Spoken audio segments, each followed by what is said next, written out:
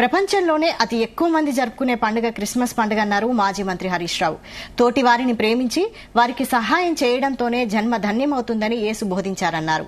సిద్దిపేట జిల్లా కేంద్రంలో సిఎస్ఐ చర్చిలో జరిగిన క్రిస్మస్ వేడుకల్లో హరీష్ రావు పాల్గొన్నారు.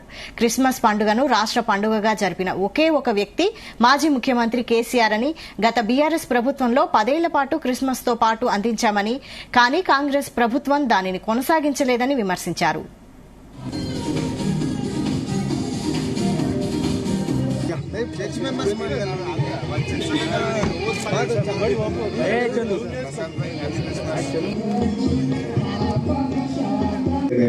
క్రిస్మస్ శుభాకాంక్షలు.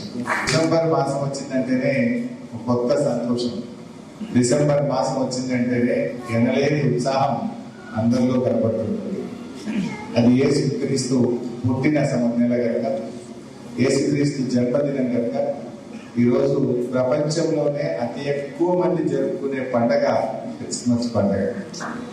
ఈ క్రిస్మస్ మనందరికీ కూడా శాంతి, సౌహార్దత్వం, సహనం, క్షమాగుణం, ఎదుటి వారి పట్ల దయ, జాలి కలిగి ఉండాలని యేసుక్రీస్తు మనందరికీ బోధించారు. అంటే తోటి వారిని ప్రేమించండి, తోటి వారికి ఉపకారం చేయండి, 10 మందికి సహాయం చేసినప్పుడే నీ జన్మ ధన్యమైందంటాడు యేసు ప్రభు.